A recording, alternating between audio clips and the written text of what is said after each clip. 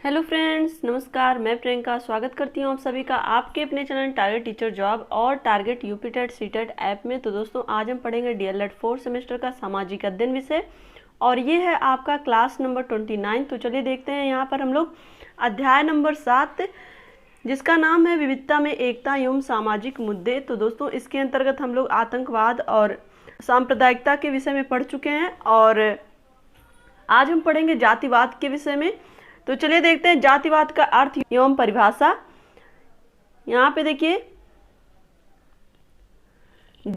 जातिवाद एक जाति के सदस्यों की वह संकुचित भावना है जो समाज एवं राष्ट्र के हित की अवहेलना करते हुए अपने ही जाति के अन्य सदस्यों के हितों को बढ़ावा देने एवं उनकी सामाजिक एवं आर्थिक राजनैतिक स्थिति को मजबूत करने तथा उनकी प्रगति को प्रेरित करती है। तो दोस्तों, यहाँ पर देखिए जातिवाद क्या होता है कि जातिवाद एक ऐसे सदस्यों की संकुचित भावना होती है, यानी कि एक ऐसे समूह विशेष की संकुचित भावना होती है जो कि केवल अपने बारे में, अपने जो भी जाति से संबंधित सदस्य हैं उन्हीं के हितों के बारे में वो ध्यान रखते हैं, उन्हीं के हितों से संबंधित कार्य करते हैं। यहाँ पर वो राष्ट्रीय हित की अवहेलना करते हैं। तो यहाँ पे हम ये कह सकते हैं कि जातिवाद केवल अपने समूह के सदस्यों के विषय में ही, अपने समूह के सदस्यों के हितों के विषय में ही सोचता है। क्लियर? और उनकी प्रगति को ही प्रेरित करता है। क्लियर?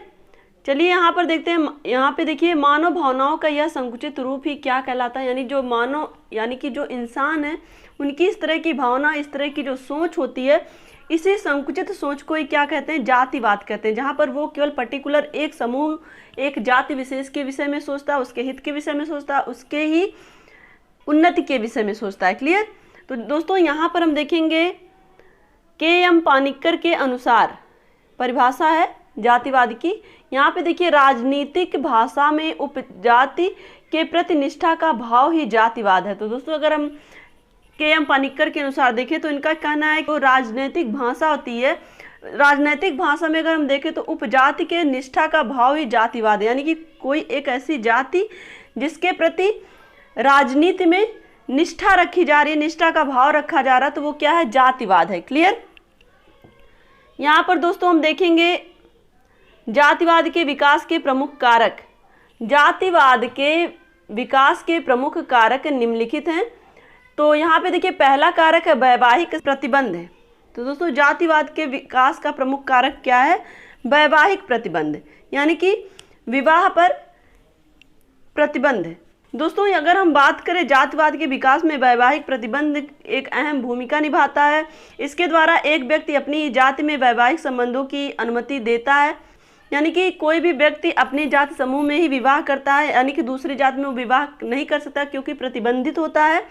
और इसका पालन वर्षों से होता आ रहा है, जिससे एक जाति का व्यक्ति अपनी ही जाति तक सीमित रह जाता है और इस प्रकार वे एक दूसरे के हितों का ही अधिक ध्यान रखते हैं तथा जातिवाद की भाषा का विकास करते हैं। तो दोस्तों, यहाँ पर देखिए, वैवाहिक प्रतिबंध के विषय में हम लोग देख चुके हैं। चलिए देखते हैं। दूसरा नंबर है जातीय स्थिति को ऊंचा उठाने की लालसा।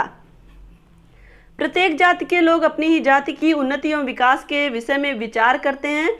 जातीय प्रतिष्ठा को ऊंचा उठाने और सामाजिक संस्तरण की प्रणाली में अपनी इस जाति की स्थिति को उन्नति करने की इच्छा ने जातिवाद के विकास में अधिक योगदान किया है। तो दोस्तों, यहाँ पर देखिए, जाति स्थिति को, जो जातीय स्थिति होती है उसको ऊंचा उठाने की एक लालसा जो होती है, वो भी जातिवाद को जन्म देती है। किस तरह से कि लोग अपनी ही जाति के लोगों का अधिक ध्यान रखने लगते हैं, यानी कि उनके विकास, उनकी उन्नति के विषय में सोचने लगते हैं, तो कहीं ना कहीं वो जातिवाद बढ़ता है। क्लियर? और यहाँ पर देखिए, नंबर 3 है प्रचार एवं यातायात के साधनों में वृद्धि। दोस्तों, यहाँ पर हम देखें, प्राचीन काल में यातायात एवं प्रचार के साधनों का इतना बोलबाला नहीं था, इसलिए जातिवाद का विकास इतना नहीं था।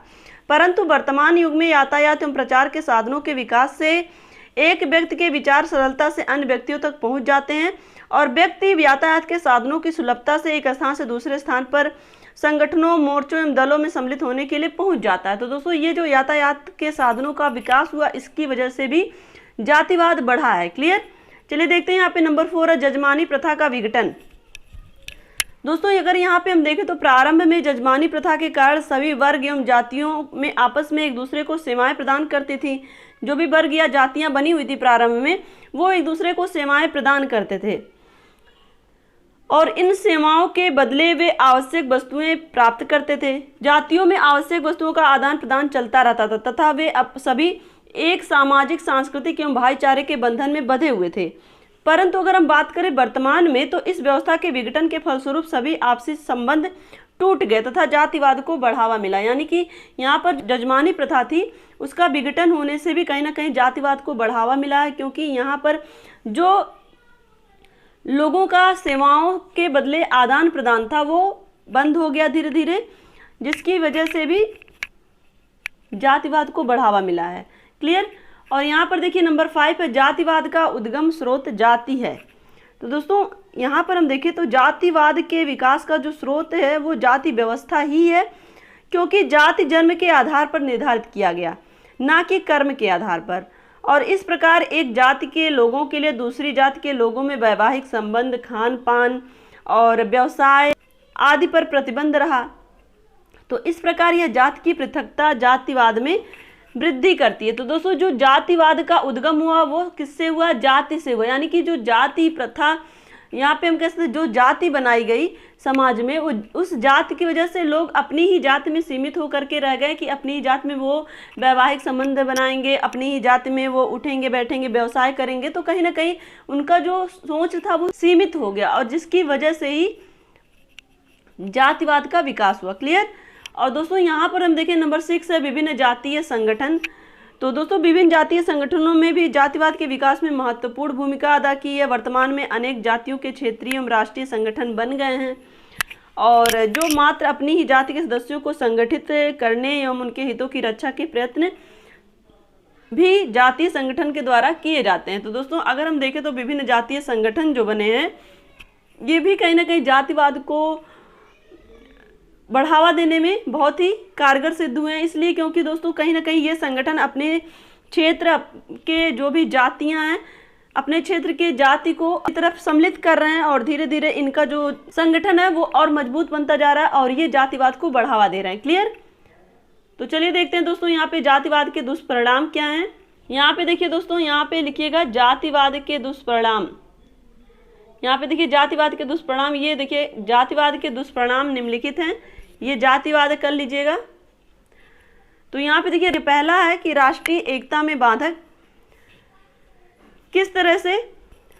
जातिवाद के कारण लोग अपनी जाति तक ही सीमित हो जाते हैं, विभिन्न संगठनों का निर्माण कर वे अपनी जाति विशेष के कल्याण के विषय के बारे में सोचते हैं, और इस प्रकार उनकी सामुदायिक भावना बहुत संकुचित हो जाती है तथा राष्ट्रीयता के विकास के प्रति उनकी जो भावना है वो संकुचित हो जाती है, और वो राष्ट्रीयता का विकास नहीं कर पाते हैं। क्लियर।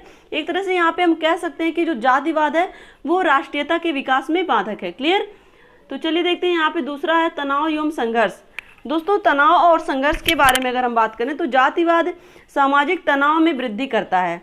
इसके अंतर्गत प्रत्येक जाति अपने को ही दूसरों से श्रेष्ठ समझती है और दूसरे को निम्न समझती है, और इस प्रकार उनके अधिकारों का क्या होता है? हनन होता है, और इसके परिणाम स्वरूप समाज में आपसी द्वेष और तनाव संघर्ष की स्थिति बन जाती है। क्लियर।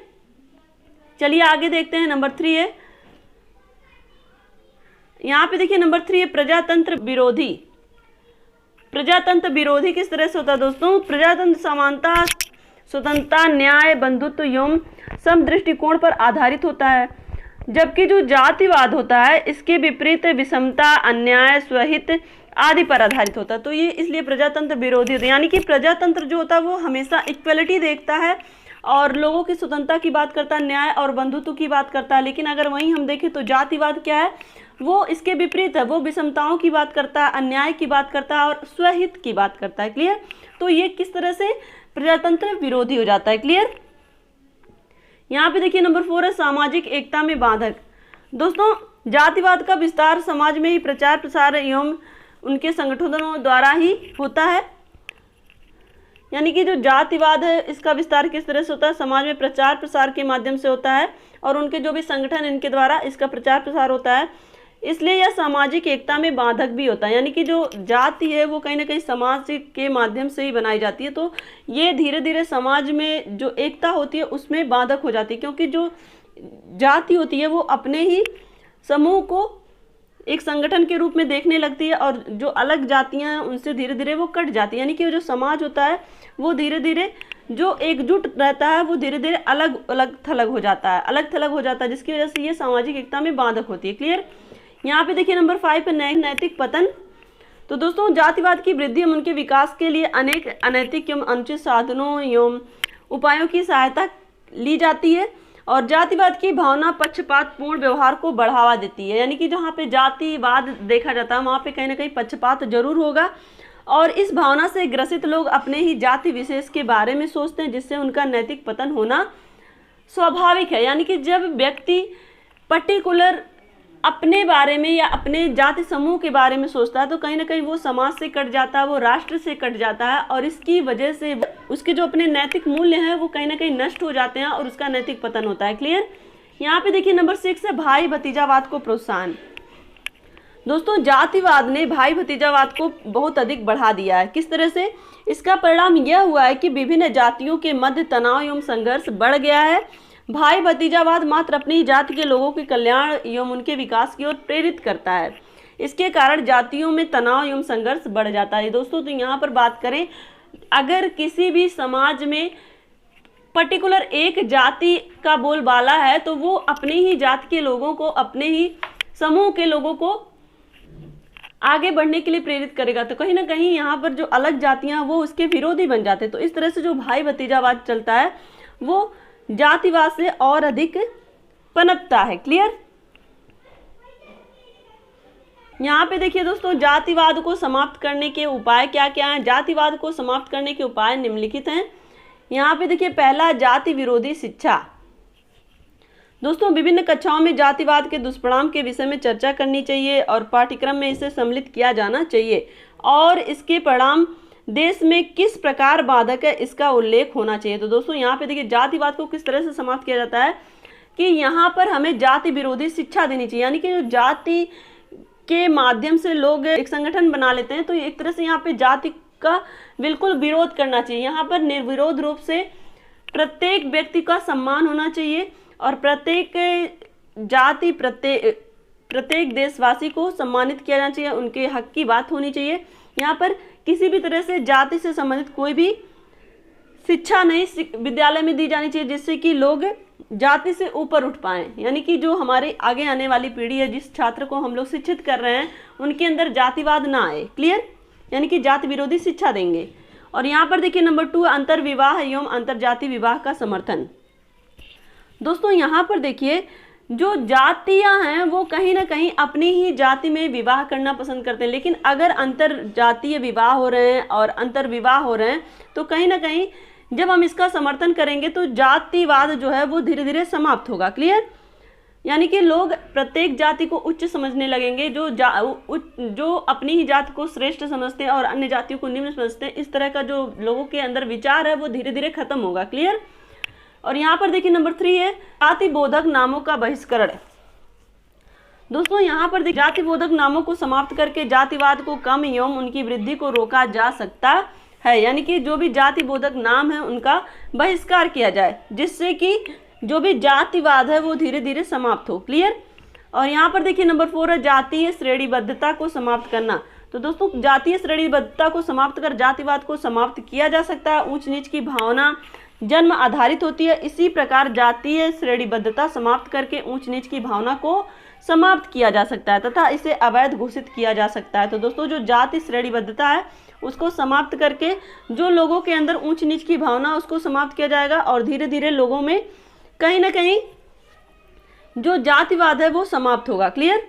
यहाँ पर देखिए नंबर 5 है जातीय संगठनों को हतोत्साहित करना। दोस्तों जातीय संगठन जातिवाद को बढ़ाने के लिए विभिन्न प्रकार के आयोजन करते हैं। इन आयोजनों के द्वारा वे अपनी अपनी जातियों का सहयोग कर जातिवाद में वृद्धि करते हैं और इस प्रकार के संगठनों पर रोक लगाकर उन्हें प्रतिबंधित करना चाहिए। यानी कि जातीय संगठनों को हतोत्साहित करने से क्या होगा, कहीं ना कहीं जो जातिवाद है वो धीरे धीरे समाप्त होगा। यहाँ पर प्रत्येक जाति को समानता दी जाए, यानी कि किसी भी तरह का ऊंच नीच का जो भेदभाव है वो समाप्त हो। और यहाँ पर देखिए नंबर 6 है सांस्कृतिक एकीकरण को प्रोत्साहन। जातिवाद से संबंधित जो भी भावनाएं हैं संपूर्ण भारत के वातावरण में विद्यमान है, तो इसे सामाजिक सांस्कृतिक रूप से संगठित कर जातिवाद को समाप्त किया जा सकता है। तो दोस्तों यहाँ पर जो भी जातियां हैं उनको कहीं ना कहीं अपनी जो सोच है उससे ऊपर उठ करके, लोगों के जो ऊंच नीच की भावना उससे ऊपर उठ के प्रत्येक मानव जाति का सम्मान करना, मानवता को लेकर के जीवन में और समाज में आगे बढ़ना, यानी कि राष्ट्र को उन्नति की तरफ ले जाना। तो कहीं ना कहीं जो जातिवाद है वो धीरे धीरे समाप्त होगा। क्लियर?